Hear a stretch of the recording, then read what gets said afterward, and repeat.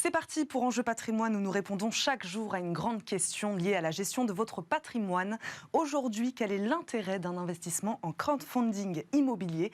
Depuis quelques semaines, les plateformes de financement participatif multiplient les mains tendues vers la clientèle patrimoniale.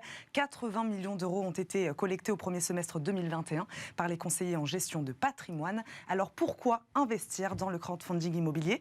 Réponse avec nos deux invités. Céline Mahinck, fondatrice du cabinet Eden Finance, courtier conseil en gestion de patrimoine, est avec nous. Bonjour. Bonjour. Bienvenue sur le plateau de Smart Patrimoine. Merci. Gaëtan Pierret nous accompagne également, journaliste en finance patrimoniale chez l'AGFI Actif. Bonjour. Bonjour. Bienvenue. Céline Mahinck, elle est née aux États-Unis, cette pratique. Quand est-ce qu'elle est arrivée en France ? Les premières plateformes sont arrivées en France en 2008-2009. Le crowdfunding immobilier, en gros, a commencé vers 2013-2014. Et c'est a franchement commencé son essor avec la première mise en place réglementaire en octobre 2014. En octobre 2014, et on est sur une évolution constante depuis ? Oui. Oui. On peut parler d'évolution constante. Oui, moi j'avais regardé, j'ai commencé à m'intéresser au crowdfunding fin 2014, début 2015, dans le cadre de ma casquette de formatrice. De mémoire, décembre 2014, 5 plateformes qui agissent sur le crowdfunding immobilier. Janvier 2015, donc juste les fêtes entre-temps, 17. Et aujourd'hui, depuis plusieurs années, on est à environ une quarantaine de plateformes qui font du crowdfunding immobilier, soit de façon dédiée, soit de temps en temps au gré des différents projets. Donc, nos téléspectateurs, on commence à entendre beaucoup ce mot de crowdfunding. Concrètement, comment ça marche, le crowdfunding immobilier ? Alors, financement participatif, donc en français, faudrait voir lequel des deux termes a le plus de notoriété, mais aujourd'hui, la complexité et tout l'intérêt de ce type d'investissement, c'est sa variété. C'est-à-dire, je ne pense pas qu'on puisse parler d'un crowdfunding immobilier, mais de plusieurs types de crowdfunding immobilier. Donc déjà, vous avez celui où vous investissez sur un support type obligation, par exemple, c'est ce qui est majoritaire aujourd'hui, ou alors vous investissez dans un bien pour le garder et en bénéficier en termes de retour locatif. Ce qui est le plus répandu aujourd'hui, c'est le crowdfunding qu'on appelle en equity. Donc, on est dans de la souscription d'émissions obligataires et on bloque son argent environ 22 mois en moyenne et on espère une rentabilité de un peu plus de 9 points. Quand même. 9,2% je crois en moyenne. C'est ça. En 2021.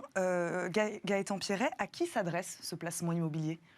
On peut dire qu'il y a deux types d'investisseurs. Déjà, il y a le grand public, c'est la clientèle historique des plateformes.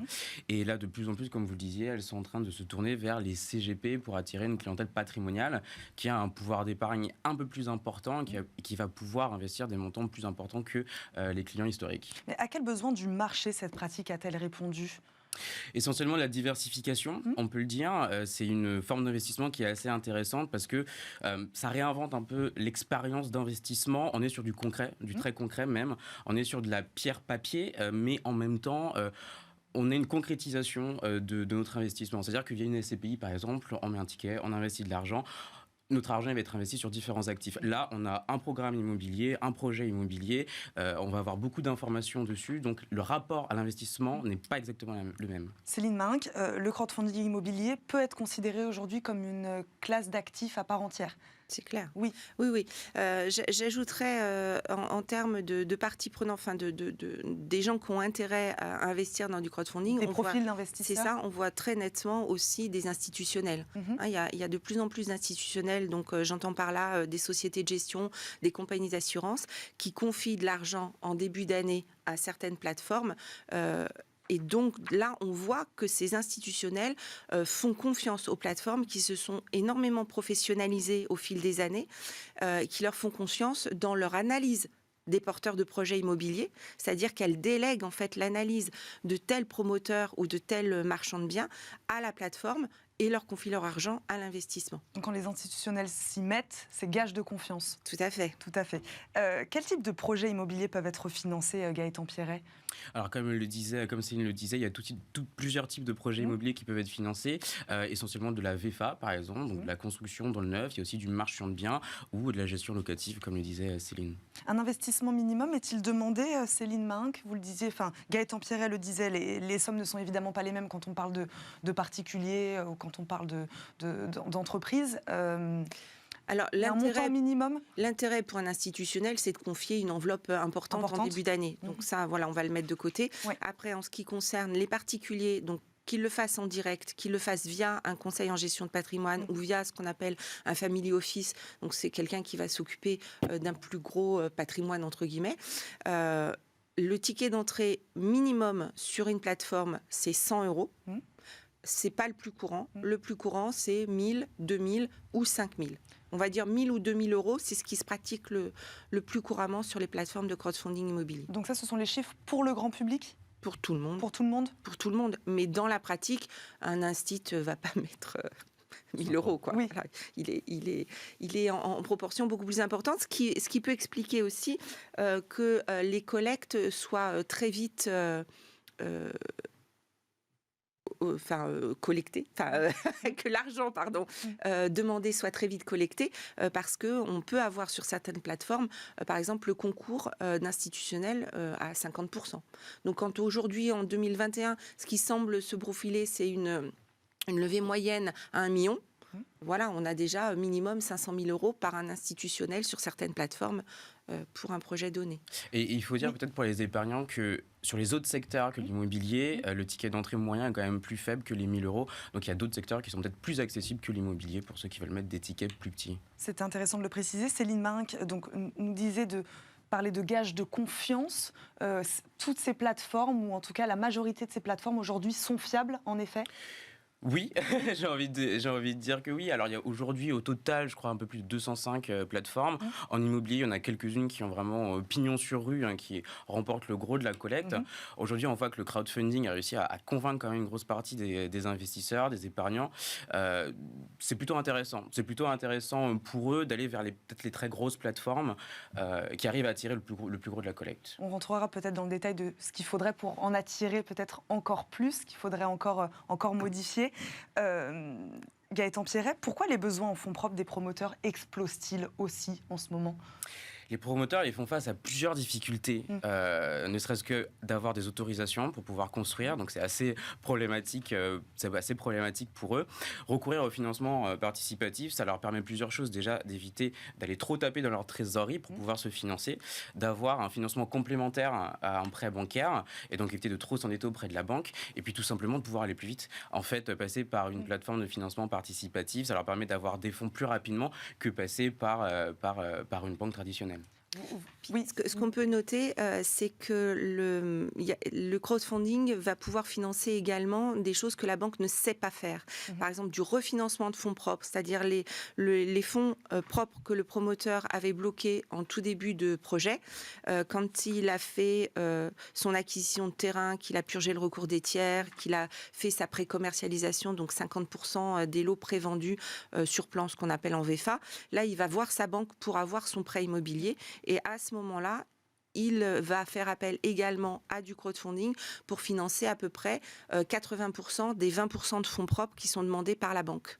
Et ça, la banque, elle ne sait pas refinancer des fonds propres. Donc ça, c'est un véritable atout. Et alors, si on regarde en facial, on peut se dire que le crowdfunding coûte cher à un promoteur immobilier, puisque suivant les plateformes, c'est entre 10 et 15%. Ça lui laisse quand même environ 90% de marge. Donc c'est un levier extrêmement important. Par rapport aux plateformes, ce qu'on disait tout à l'heure, moi, je serais moins catégorique sur les... Alors oui, il y a 5 à 7 plateformes qui font la quasi-totalité du marché. Pour autant, il y a des petites plateformes qui sont vraiment extrêmement intéressantes. Et la difficulté aussi pour le grand public, c'est de juger, d'analyser ces plateformes. Mais ce n'est pas forcément parce qu'elles sont plus petites qu'elles sont moins pertinentes. Vous le disiez tout à l'heure, un taux de rémunération de crowdfunding immobilier en moyenne qui s'élève autour de 9%. Ouais. Comment on explique ce chiffre ? Comment on explique de tels rendements ? Par le risque. Faut pas se leurrer. On peut pas aujourd'hui investir sur n'importe quel support, espérer une rentabilité forte sans avoir conscience du risque associé. Quand on regarde, on a l'habitude de regarder en fait les indices de référence qui sont l'OAT 10 ans et le fonds euro du contrat d'assurance vie. En gros, tout le delta qui va y avoir, la différence entre ces rémunérations et la rémunération qu'on espère avoir sur un produit donné, ça va exprimer du risque. Donc le risque, c'est un risque de défaillance du porteur de projet. Alors c'est vrai que c'est plutôt limité aujourd'hui en crowdfunding immobilier. On est à 0,01% de taux de défaut.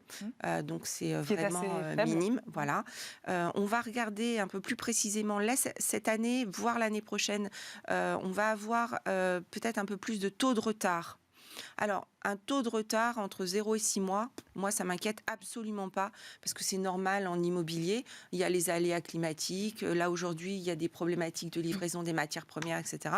Après, il faut voir. Et puis, en plus, la plupart du temps, il y a un report contractuel déjà prévu initialement. Et la quasi-totalité des plateformes, de toute façon, continuent à rémunérer au-delà de l'échéance. C'est-à-dire que si on m'avait prévu un remboursement, je sais pas moi, en décembre 2021 et que je me prends 6 mois de retard, les 6 mois du premier semestre 2022, je toucherai ma REM. Donc, mis à part le fait que c'est bloqué 6 mois de plus, je suis tout à fait contente de continuer à avoir 6 mois à 9% et plus. Voilà. Après, on va voir... s'il n'y a pas quelques projets qui ont été financés entre 2015 et 2017 qui commencent à avoir quand même des retards conséquents. On va faire le point là, ça va sortir en décembre. Gaëtan Pierret, sur cette question du risque de ce type de placement et peut-être quelques solutions pour les minimiser, justement, ces risques. Vous disiez tout à l'heure qu'il y avait beaucoup de plateformes. Peut-être qu'il faut justement... diversifier ses placements, aller sur plusieurs plateformes. Voilà, expliquez-nous sur cette question des risques et comment les minimiser. Exactement. Alors, il y a deux choses. Effectivement, la diversification, ne serait-ce que sur une même plateforme. Si vous avez 10 000 euros à placer, plutôt les placer sur plusieurs projets plutôt que de les placer sur un seul projet. Ça, c'est juste du bon sens. Ensuite, il y a un deuxième point, c'est qu'il y a une nouvelle solution qui est arrivée sur le marché, qui a été lancée par la plateforme Finpel. C'est une solution de financement participatif avec capital garanti. Ça nous rappelle un peu le bon vieux fonds euro. On avait un peu enterré la garantie en capital. On pensait que ce n'était plus possible. En fait, si, apparemment. Donc, Finpel a annoncé ça en septembre dernier. Le rendement ciblé, il est de 4%. Donc, on est quand même bien en dessous de la moyenne du marché parce que les pourcentages restants vont à l'assureur. C'est l'assureur italien S2C qui assure cette solution. C'est uniquement pour la VFA, pour les programmes de construction dans le neuf, en immobilier et uniquement pour certains programmes. Ça, c'est les critères de sélection des programmes qui sont éligibles. Finpel n'a pas communiqué dessus. C'est entre lui et l'assureur. Ce qu'il faut savoir, c'est qu'il y a une autre solution qui est en préparation. Il y a à peu près une quinzaine d'acteurs qui sont autour de la table en négociation pour créer une solution de place avec un assureur français cette fois-ci. Et l'idée, c'est d'avoir donc une offre similaire, le capital garanti, un rendement d'au moins 4% pour pouvoir concurrencer Finpel. Et ces acteurs, en fait, ils se sont un peu fait doubler entre guillemets par Finpel qui a lancé son initiative. Et la solution de place est censée arriver dans les prochains mois, potentiellement début 2022. Mais là, rien n'est encore sûr. Donc Finpel a créé la réaction des autres acteurs du marché en se disant peut-être que nous aussi, il faut qu'on aille sur cette question du capital garanti. C'était concomitant. Le truc, c'est que l'assureur a audité les plateformes, les 13 plateformes. L'assureur les audite pour garantir en fait les plateformes et, si j'ai bien compris, garantir en gros l'intégralité des projets. Alors que là, c'est audité par projet. Donc, c'est pas exactement la même chose. Après, alors, sur cette question du capital garanti, qu'est-ce que vous... Ouais, alors je suis pas fan. Je suis pas fan, mais je le comprends en même temps. C'est-à-dire qu'il y a des gens qui sont peut-être réticents, qui veulent pas forcément chercher du 9 points et qui vont se dire, voilà, du 4, ok, c'est quand même beaucoup moins sexy que du 9, mais ça me suffit si j'ai du capital garanti. Bon, après, du 4 points, je peux aller chercher autrement. Voilà. Bon. À voir si ça peut effectivement démocratiser encore un peu plus et puis donner accès à une population sur ce véhicule d'investissement-là. Parce que la question, c'est celle-là aujourd'hui, démocratiser encore plus la pratique. C'est intéressant, ça permet une diversification globale de toute façon, ça permet d'être acteur de son marché, puisque les gens regardent pas mal quand même en local ce qui se passe autour de chez eux.